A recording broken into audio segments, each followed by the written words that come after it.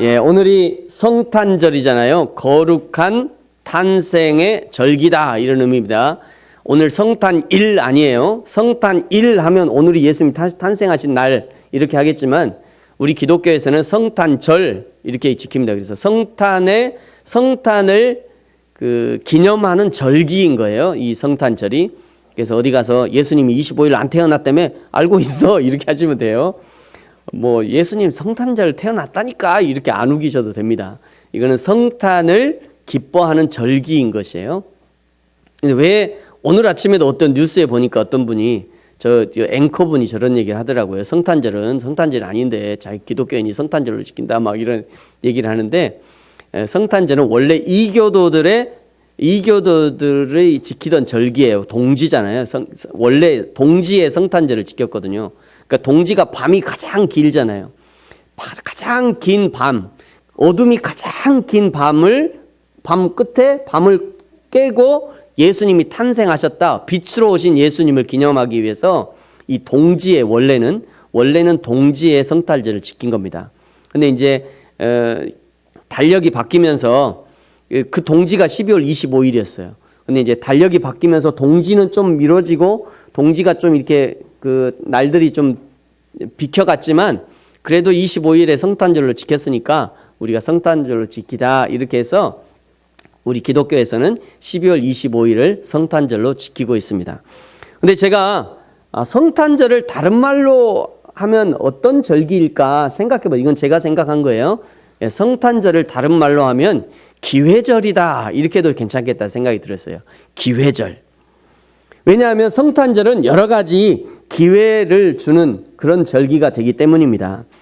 보통 성탄절이 그동안 사랑하지 못했던 사람들에게 또 사랑을 회복하는, 또 젊은이들에게는 사랑을 고백하는, 결혼을 앞둔 사람들에게는 또 프로포즈하는 그런 좋은 절기, 그런 좋은 기회가 되기도 하고요.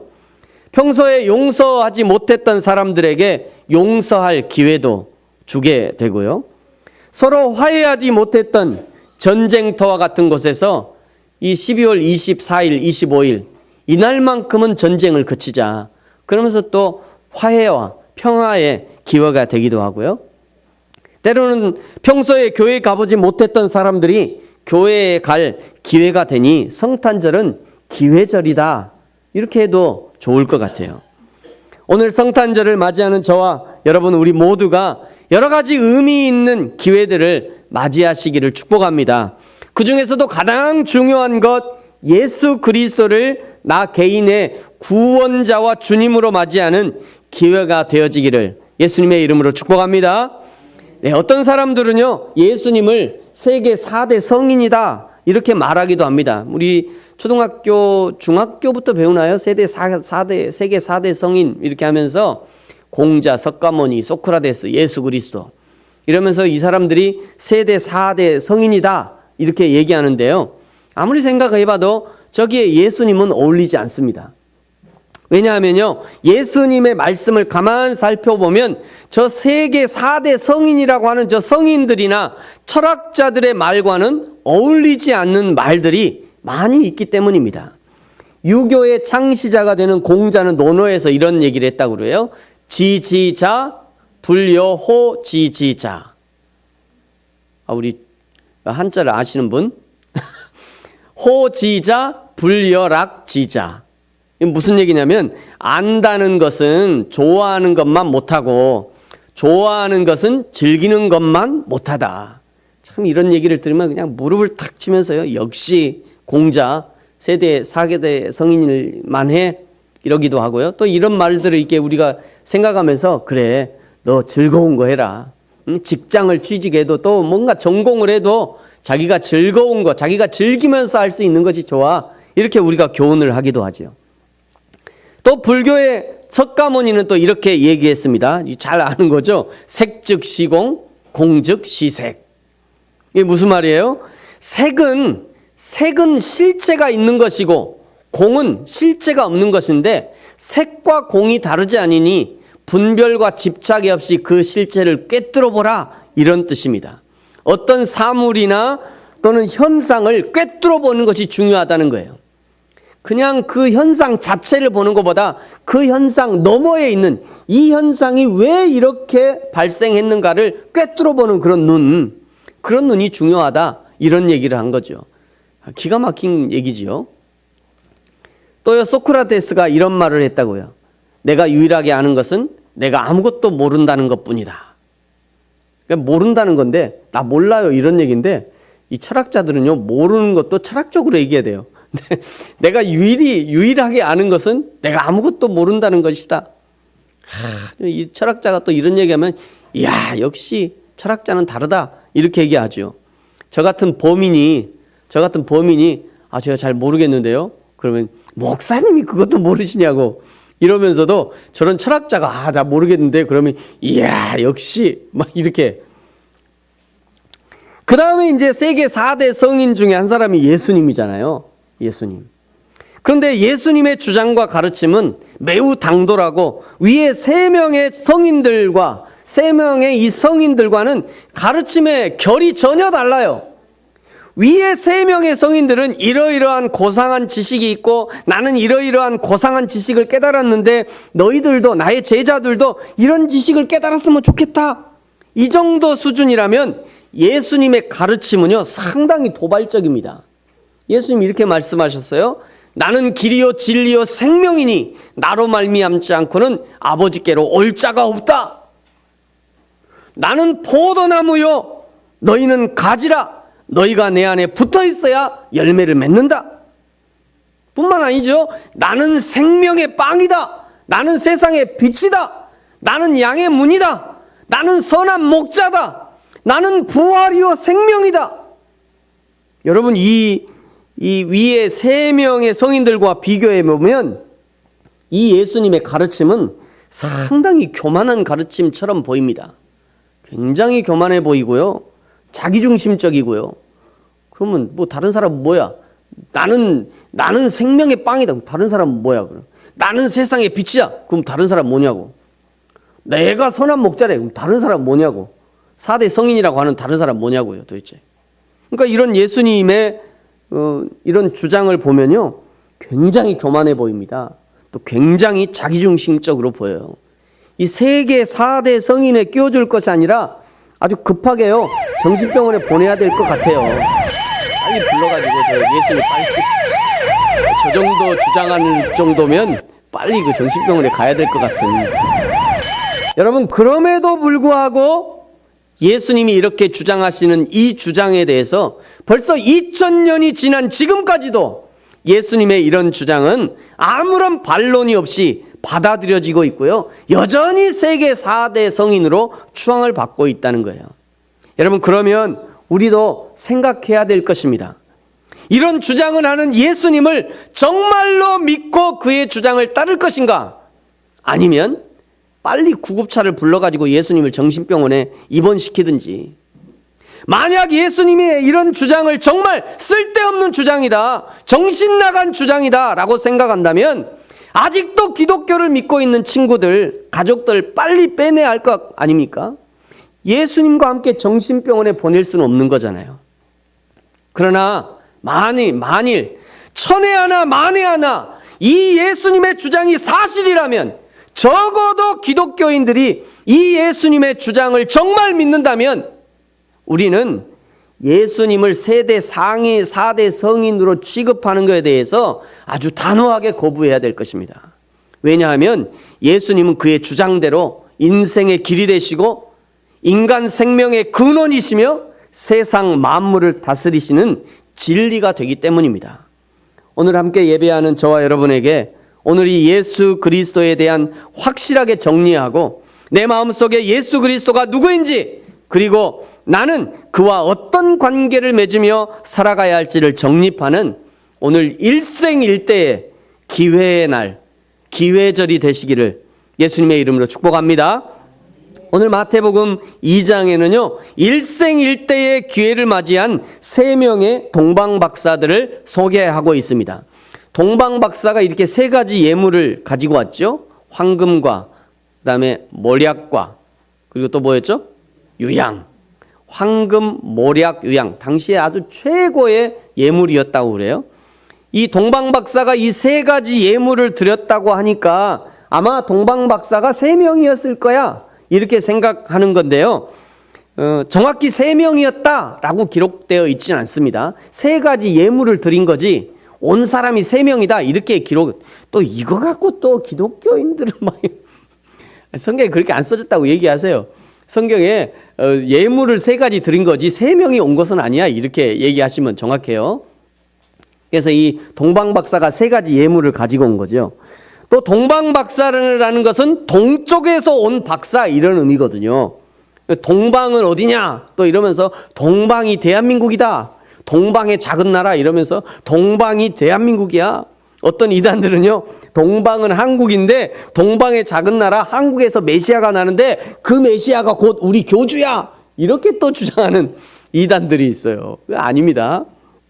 여기 동방이 어디냐면요, 동방이 여기예요. 이스라엘의 동쪽을 동방이라고 얘기하는 겁니다. 이스라엘의 동쪽. 이스라엘의 동쪽이니까 동방, 이스라엘의 동쪽이니까 동방 이렇게 표현한 거예요. 이스라엘의 동쪽. 이스라엘의 동쪽 옛 바벨론 지역을 말하는 것이고요. 당시에 바벨론이라고 하는 지역은 유프라데스 강과 티그리스 강을 끼고 있는 문명의 중심지였고요. 문명의 발생지 뿐만 아니라 문명의 중심지였기 때문에 여기에서 점성술 뿐만 아니라 우주, 철학, 과학, 문학, 예술 등 다양한 분야가 발달한 지역이었다는 거예요. 그 지역에서 최고로 존경받는 사람들을 동방박사 이렇게 얘기하는 겁니다. 그들이 오랫동안 우주와 철학과 고대로부터 내려왔던 지혜서들을 연구한 결과 이러이러한 날에 이러이러한 현상이 일어날 것이고 이러이러한 일이 일어날 것이라는 그 연구 결과를 가지고 있었고요. 그 연구 결과가 우주적 현상으로 나타난 것입니다. 그리고 그 동방 박사들이 가지고 있던 결론은 뭐였냐면 결국 세상을 변화시키고 인류의 역사를 변화시키는 일은 결국 사람들을 통해서 일어나는 일인데 그 사람이 언제 태어나느냐 그 시기와 지역을 알아냈던 것이에요. 여러분, 세상이 변화하는 것은요 어떤 대단한 과학 다른 게 아니라 사람이 변화시키는 거예요. 세상은 사람이 변화시킵니다. 그러니까 이 동방 박사들이 대단한 것은 뭐냐면 이 세상의 변화를 감지했는데 그 세상의 변화가 어디로부터 시작되냐? 이것이 사람으로 시작될 것이다. 이것을 캐치했다는 거예요. 이거 대단한 거죠. 그래서 우리가 사람을 볼 때 귀하게 여기고 소중히 여기는 이유가 뭐냐면 그 사람을 통해서 세상이 변화될 것을 보기 때문에 세상을 보는 거죠. 사람을 귀하게 여기는 겁니다. 그리고 드디어 이 동방 박사가 예수님이 태어나신 베들레헴 마구간에 도착하게 되는 겁니다.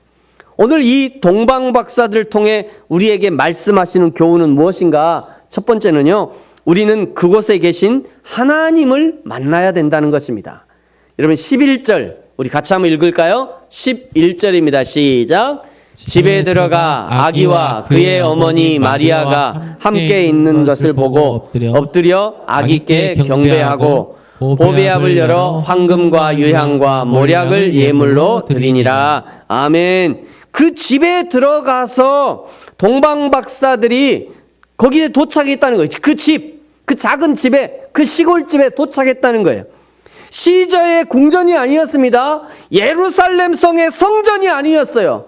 동방 박사들이 도착한 곳은 베들레헴의 허름한 마구간이었습니다. 짐승의 여물통에 뉘어있는 아기를 본 거예요. 보통 사람들 같으면요 당장 집어치우고 일어났을 거예요. 내가 이런 거 보려고 여기까지 온 줄 아냐? 응? 적어도 3개월 이상은 여행했을 걸로 추정하는데요. 3개월에서 4개월. 아니 내가 이런 거 보려고 여기까지 온 줄 알아? 내가 이런 거 보려고 지금까지 연구한 줄 알아? 내가 이런 데 올 사람이야? 내가 그래도 저 동방에서 대접받는 박사 아닌가? 내가 이런 냄새나는 마구간에서 머리를 조아려야 되냐고? 내가 연구한 결과 지도자는 이런 데서 태어나지 않아? 이렇게 얘기했을지도 모르겠어요. 그러나 박사들은 그 마구간에서 환경에 눈이 가는 것이 아니라 거기 태어난 아기 말이죠. 그 아기가 하나님이 보내신 바로 그 사람이라는 것을 본 것입니다. 동방 박사는 그 마구간에서 하나님이 하시는 일들을 보게 된 거예요. 여러분, 우리도 인생을 살다가 마구간과 같은 곳에 도착할 수도 있겠습니다. 신앙생활을 하다가 거룩한 예루살렘 성이 아니라 오히려 마구간 같은 곳에 도착할 수도 있어요. 여러분, 혹시 지금 여러분의 인생이, 여러분의 신앙생활이, 여러분의 가정이, 여러분의 직장이 혹시 마구간 같은 그런 곳이다 생각하진 않으십니까? 큰 기대를 가지고 별을 쫓다가 마구간에 도착하게 된 것이에요. 여러분, 그렇다면 우리는 그곳에서 하나님을 보아야 합니다. 아무리 가정이 어렵고 배우자가 이해가 안 되고 아이들이 속을 썩이고 경제적으로 어려운 가운데 있어도 우리는 그곳에 계신 하나님을 보아야 한다는 거예요. 아무리 직장 생활이 어렵고 내 일 때문에 그냥 스트레스를 받고 상관이 그냥 못 살게 굴고 동료들이 차별대우를 해도 우리는 그곳에 계신 하나님을 보아야 하는 것입니다.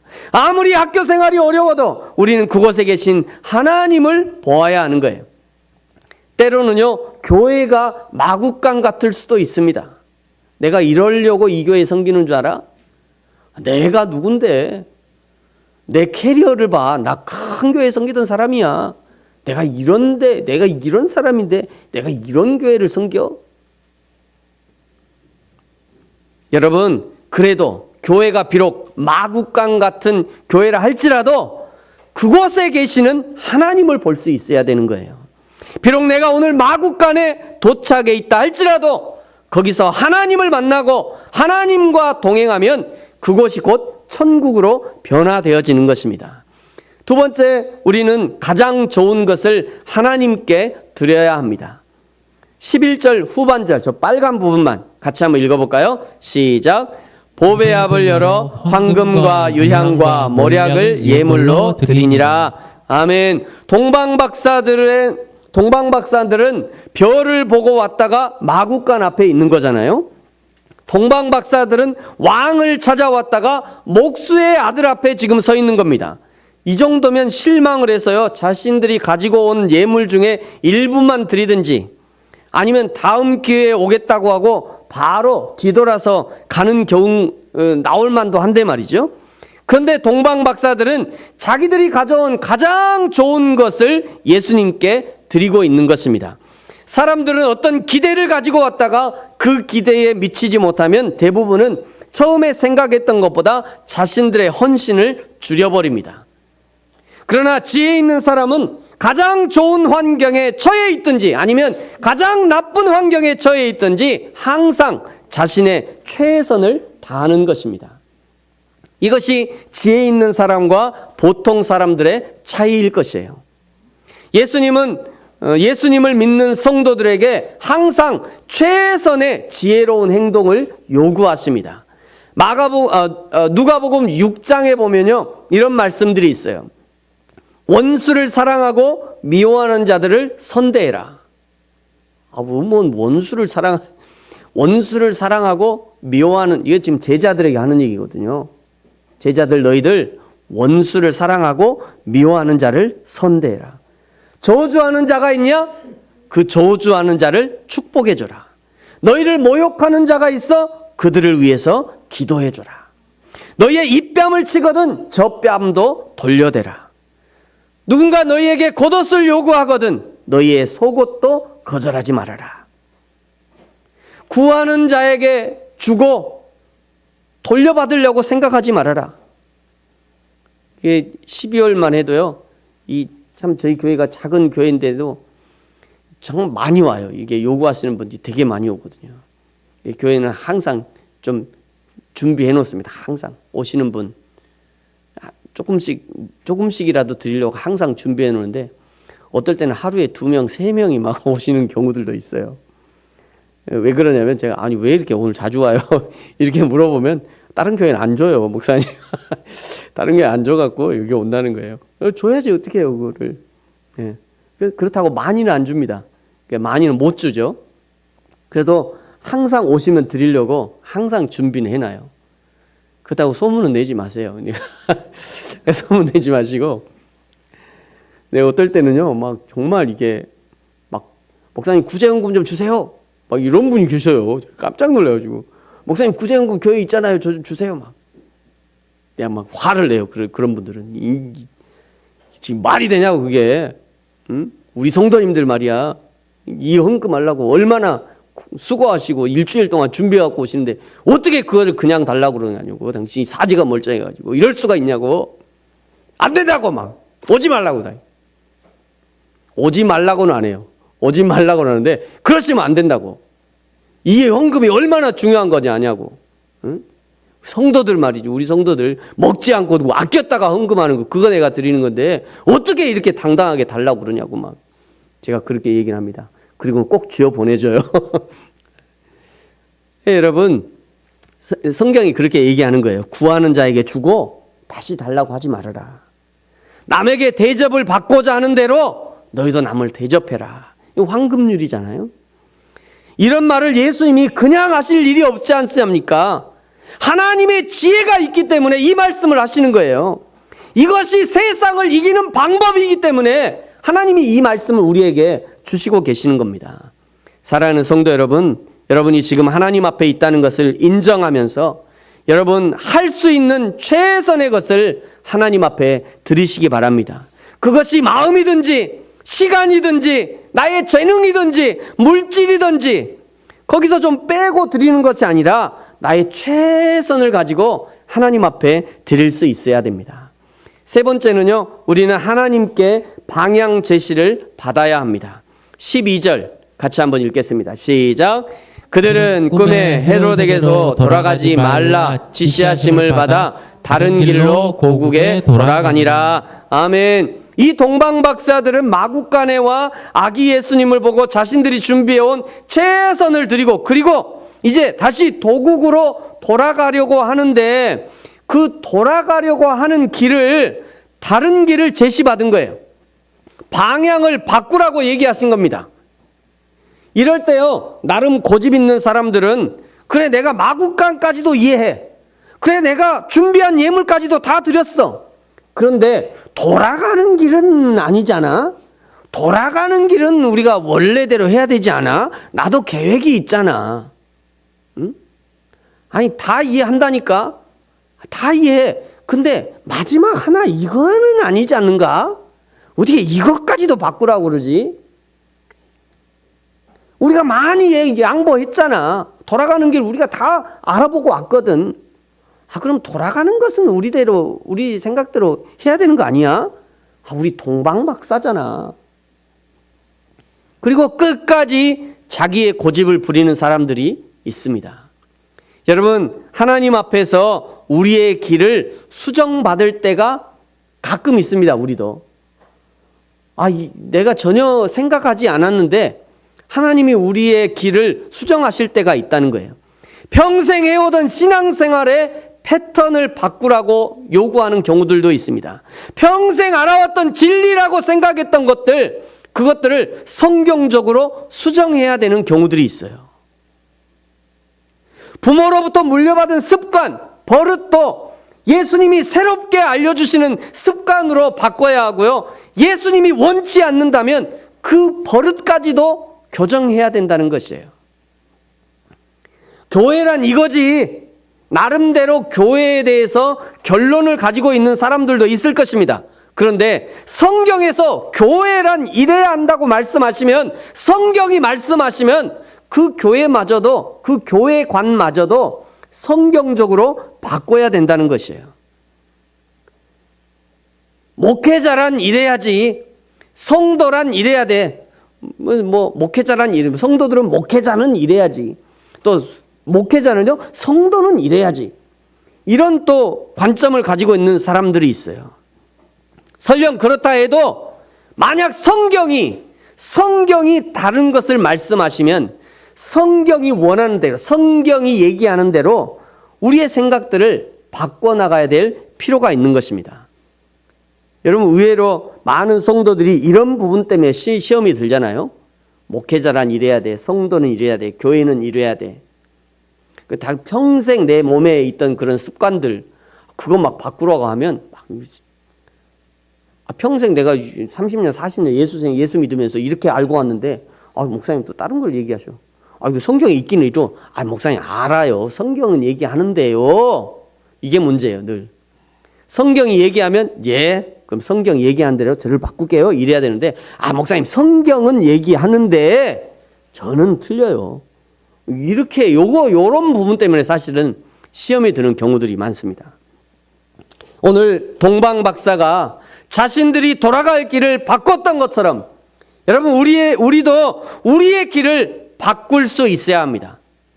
그것이 가장 안전한 길이에요. 그것이 나를 지키고 우리를 지키는 길입니다. 그 길이 하나님과의 관계를 새롭게 할 수 있는 신앙의 길이 되는 것이에요. 생각해 보세요. 동방 박사가 새로운 길로 가라 이랬는데 만약에 동방 박사가 아니야 우리 원래 길로 갈 거야 이러면 분명히 헤롯을 만났을 거예요. 헤롯이 또 따졌겠죠. 예수 어디서 났냐? 우리는 말 못 해준다. 그래? 죽는 거지 뭐. 네 순교할 수 있냐? 나 순교까지는 못하는데 저기서 났는데요. 이렇게 되는 거예요. 예수님이 다른 길을 우리에게 가르쳐 주실 때 기쁨으로 우리의 인생의 길을 바꿀 수도 있어야 됩니다. 여러분 그것이 용기예요. 그것이 용기이고 그것이 신앙의 길이고 그것이 나를 지킬 수 있는 길이고 우리의 신앙을 지키고 나를 안전하게 지킬 수 있는 또 하나님과의 관계도 지킬 수 있는 그런 길이 되는 것입니다. 오늘 동방 박사의 예수님 방문을 통해서 우리에게 주신 교훈이 3가지였습니다. 첫 번째는 우리를 인도하신 그 자리에서 하나님을 만나야 합니다. 두 번째, 가장 좋은 것을 하나님께 드릴 수 있어야 합니다. 세 번째, 우리 인생의 방향 제시를 받아야 합니다. 날마다 받아야죠. 사실은 날마다 하나님이 우리 인생 가운데 이 길이야 라고 생각하면 내가 평생 갖고 있었던 그 생각들 그것들을 성경이 원하시는 대로 하나님이 원하시는 대로 바꿀 수도 있어야 하는 것입니다. 그리하여 이 큰 기쁨의 좋은 소식으로 오신 예수 그리스도와 함께 평생을 즐거워하며 영원히 즐거워할 수 있는 저와 여러분이 되어지기를 예수님의 이름으로 축복합니다. 기도하겠습니다.